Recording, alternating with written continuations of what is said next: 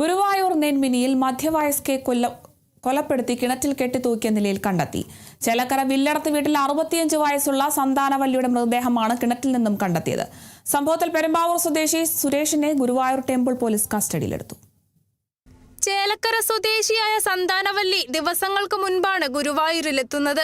സുരേഷുമായി പരിചയപ്പെടുകയും കാലിൽ പരിക്കുണ്ടായിരുന്ന സന്താനവല്ലിയെ ആശുപത്രിയിൽ പോകാൻ സുരേഷ് സഹായിക്കുകയും ചെയ്തു. പരിചരണത്തിനു ശേഷം ആശുപത്രിയിൽ നിന്നും മടങ്ങിയ സന്താനവല്ലിയെ സുരേഷ് നെന്മിനിയിലെ തന്റെ വാടക വീട്ടിലെത്തിച്ചു. വാടക വീട്ടിൽ കഴിയുന്നതിനിടെ കഴിഞ്ഞ ദിവസം ഇരുവരും ഒന്നിച്ച് മദ്യപിക്കുകയായിരുന്നു.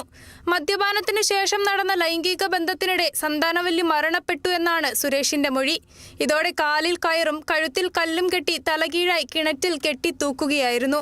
സന്താനവല്ലിയുടെ ആഭരണങ്ങൾ പിന്നീട് സുരേഷ് കൈക്കലാക്കി. ഗുരുവായൂരിലെ തന്നെ മറ്റൊരു സുഹൃത്തിനൊപ്പം മദ്യപിക്കുന്നതിനിടയിൽ സുരേഷ് സുഹൃത്തിനോട് കാര്യങ്ങൾ വെളിപ്പെടുത്തുകയായിരുന്നു.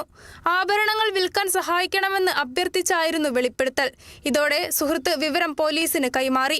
ഗുരുവായൂർ പോലീസ് സ്ഥലത്ത് പരിശോധന നടത്തിയപ്പോൾ മൃതദേഹം കണ്ടെത്തുകയും സുരേഷിനെ കസ്റ്റഡിയിലെടുക്കുകയും ചെയ്തു.